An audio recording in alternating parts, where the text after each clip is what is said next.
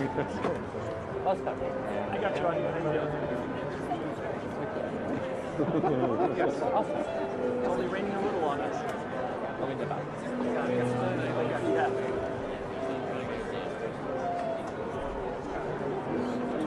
You can also go.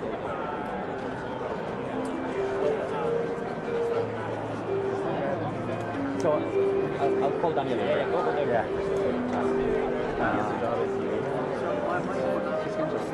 Yeah, I hear you guys.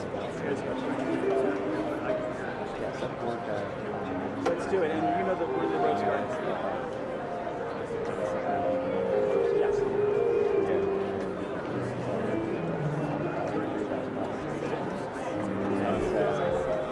Yeah, I'm gonna stop. I'm gonna stop briefly for like maybe 2 seconds. I think it's a headset. Yeah. And then when I say the suite is the Willard Hotel, that's what I'm going to stop. Yeah, check cash.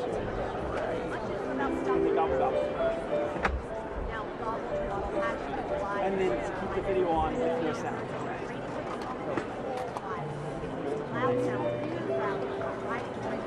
Okay, perfect.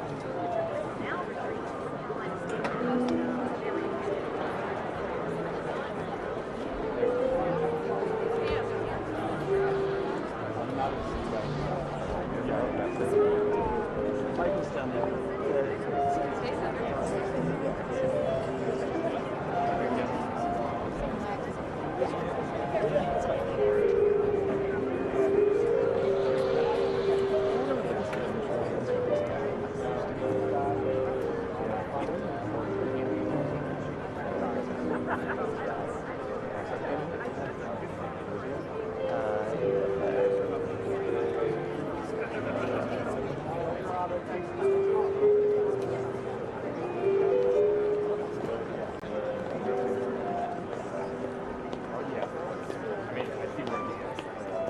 Allison's not really never in the shot.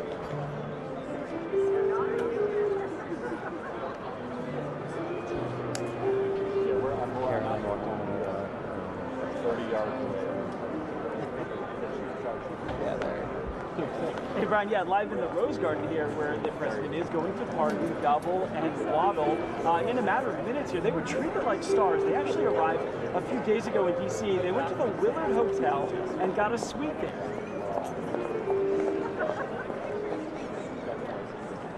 Well, you see about an hour ago.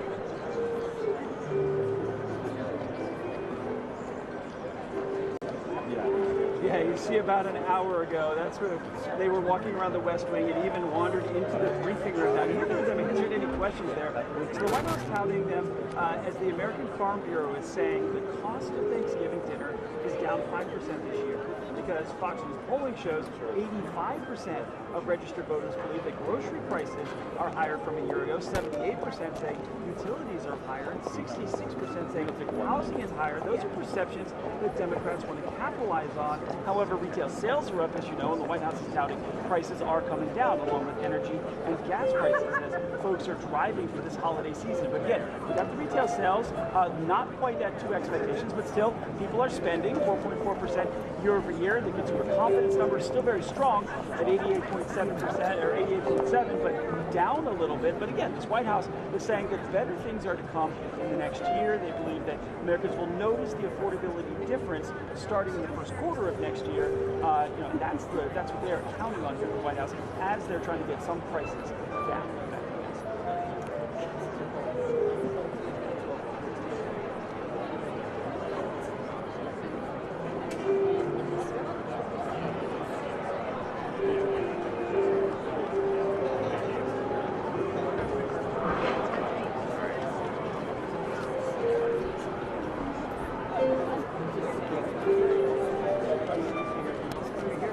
Yeah, we're switching. Yeah. I'm going out the street now. Yeah, I don't know.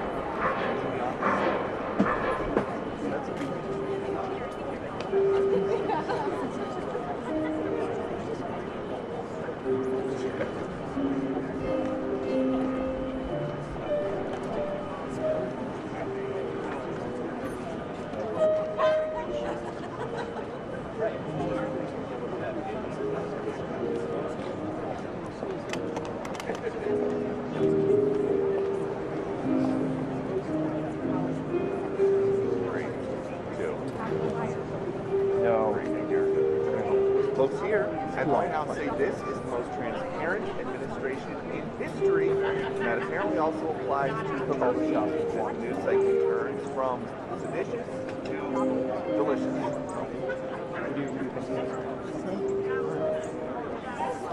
Nobody's allowed to come out. We've had family in town before. Kind of a tough room in there, tough turkeys. Kind of a tough room in there, tough turkeys. We are now in the midst of big holidays. We know how President Trump feels about fish. Waddle's creative. Well, the voters will. And we know how the president feels about red meat. But what about turkeys? So surprised. Controversial one in history. Tough on turkey. Richard Nixon, Patty Hearst, Lago, all got presidential pardons, but none of them got to stay at the fancy Willard Hotel across the street the night before their presidential pardon, like Waddle and Gobble.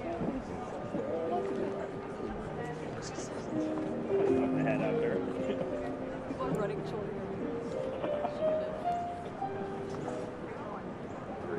There's Jerry Vance.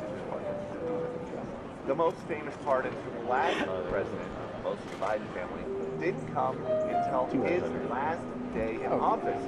Maybe Hunter Biden was more of a black sheep, because these turkeys only had to wait 10 months into the president's term.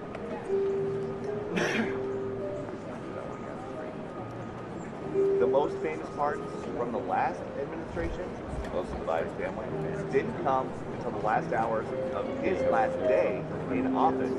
Maybe Hunter Biden was more of a black sheep, because these turkeys only had to wait 10 months into President Trump's term.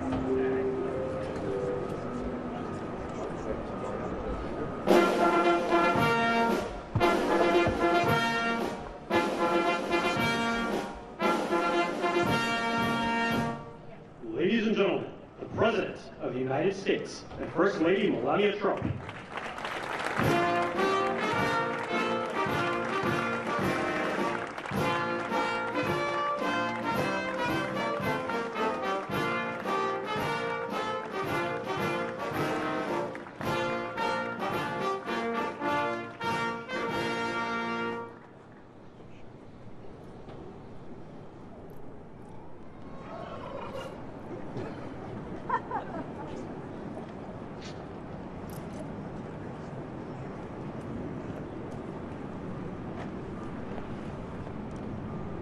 Thank you very much, and I hope you like our new beautiful patio with matching stone to the White House. If this were grass today, you'd be sinking into the mud like they've done for many years, and you would be very unhappy. Please, thank you very much.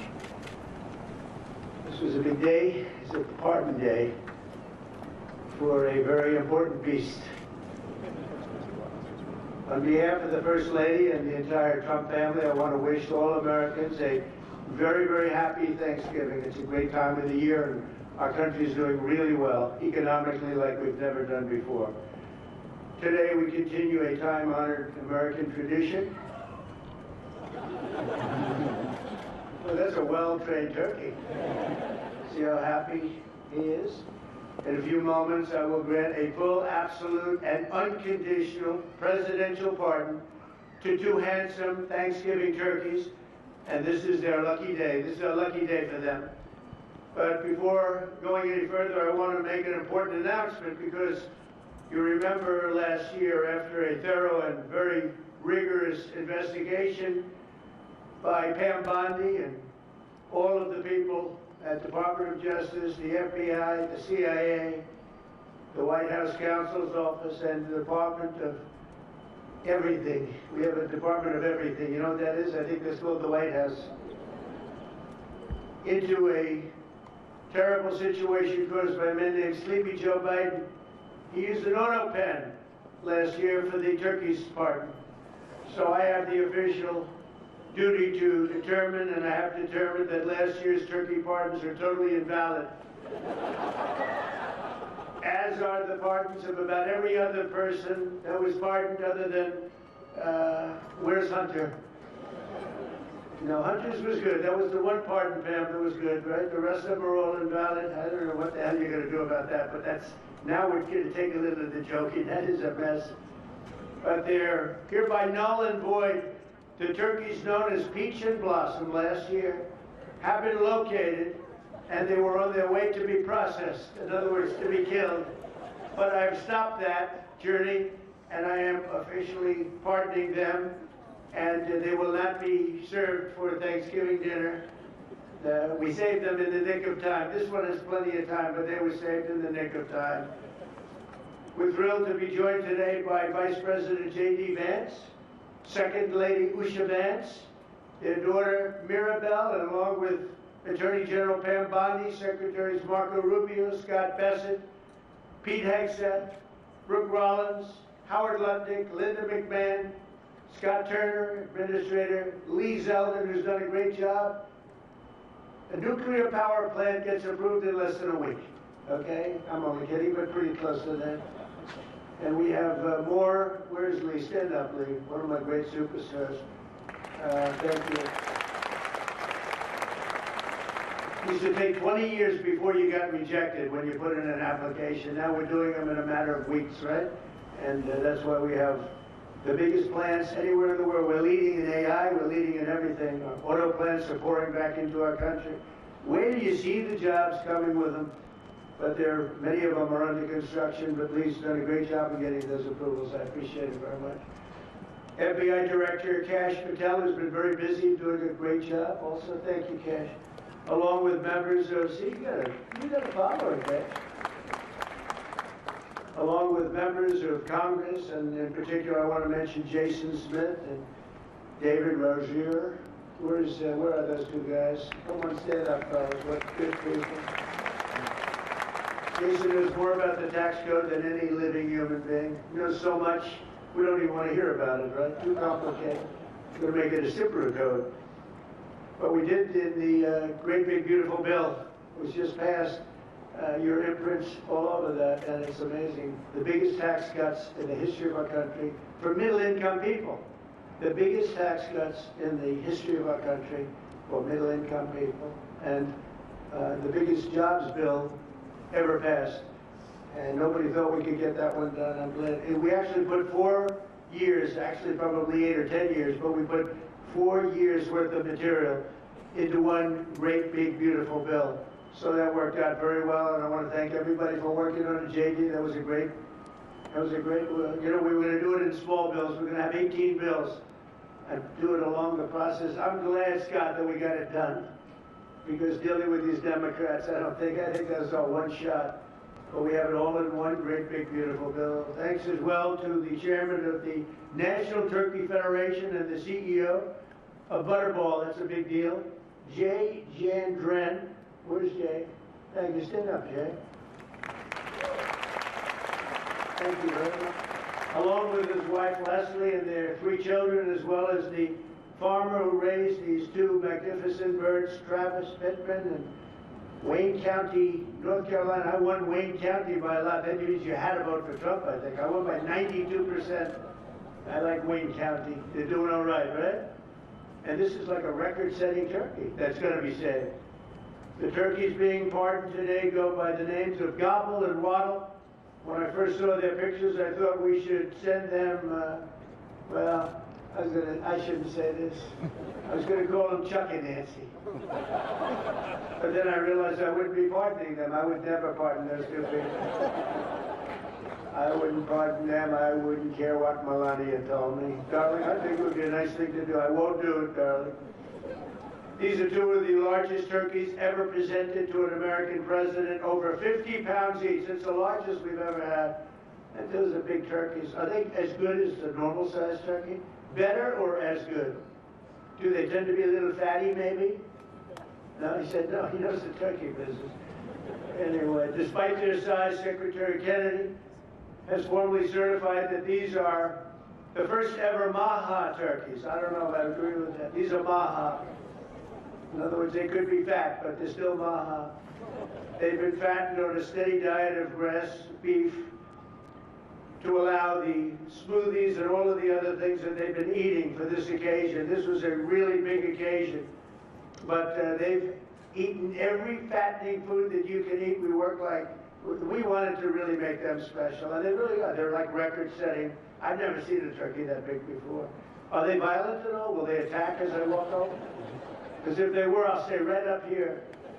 But as you know, we're a tough on crime administration. We are tough on crime. You know, our border had 0 people coming in for the last 7 months, right? 0. I mean, even I find that hard to believe to me. They had millions and millions of people pour into our border, from prisons, from mental institutions, gang members, drug dealers. They poured in to our country like we were stupid people. We're not stupid people anymore. But nobody's ever seen anything. The job that they've done on the Tom Holman, Christy Noem, the whole group, the job they've done on the border is almost like a miracle. We have, and the people that make these statistics have said 0. They've said 0 for the last 7 months. I can't, it has to be like a few people got in, but they say 0. And they're radical left Democrats to do the scoring. So I can't imagine they did that for us. The truth is, we have no people coming into our country illegally. It's an amazing statistic, and I'm very proud of it. And we have the most people working in the United States today, by far, than we ever had in the history of our country. So those are all good numbers. But instead of pardon, some of my more enthusiastic staffers were already drafting the paperwork to ship Gobble and Waddle straight to the terrorist confinement center in El Salvador.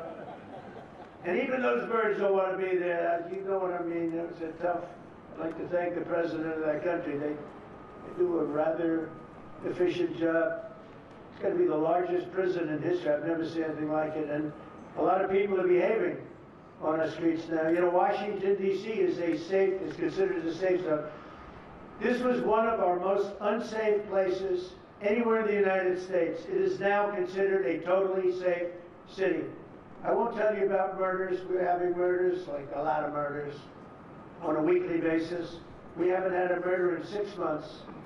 And it doesn't sound good even to say that. We haven't had a murder in 6 months. But when you are averaging 1 and even sometimes 2 a week, and you haven't had 1 in 6 months, you can walk with your family down the middle of any street, go to a restaurant, you won't get in. They're opening new restaurants all over, and it's really been a beautiful thing to see. So Washington, D.C. is now a totally safe city, and a year ago it was a criminal mess. We removed, Pam, 1,700 people, career criminals, and people that came to this city from Venezuela and many other places. They were let out of prisons and they came here. There were Tren de Aragua, a lot of Tren de Aragua, that's from Venezuela. And we got them all the hell out of our country, or they're in prisons now. And you can walk down any street in Washington and you're going to be just fine. And I want to thank the National Guard. I want to thank Pete Hegseth. The job you've done here is incredible. And I hear you having the same kind of success in Memphis, Tennessee, where you had an even worse situation. And Memphis crime is down 64% in 3 weeks. And by the time you have 4 or 5 weeks, you're going to have it down almost where there won't be crime. And we could do that in Chicago, by the way, if they would let us. If the mayor was a low IQ person, but he should understand this. This is a very serious thing. You saw all the crime that took place last night, the night before. The woman with the burning, they burned the woman. They'll be talking about that now. They burned this beautiful woman riding in a train. A man was arrested 72 times. 72 times, think of that. And they'll let him out again. The liberal judges will let him out again. But we're ready to go. You know, we've been moving toward Chicago. We have a governor that thinks it's wonderful that only like 7 people were killed this week.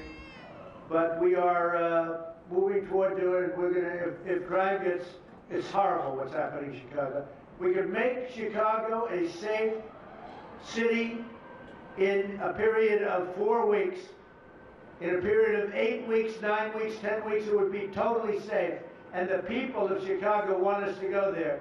And if you look at the crime that's taken place in Chicago in the last 2 weeks, just take a look. It's on the front page of every newspaper. It's out of control. The mayor is incompetent, and the governor is a big fat slob.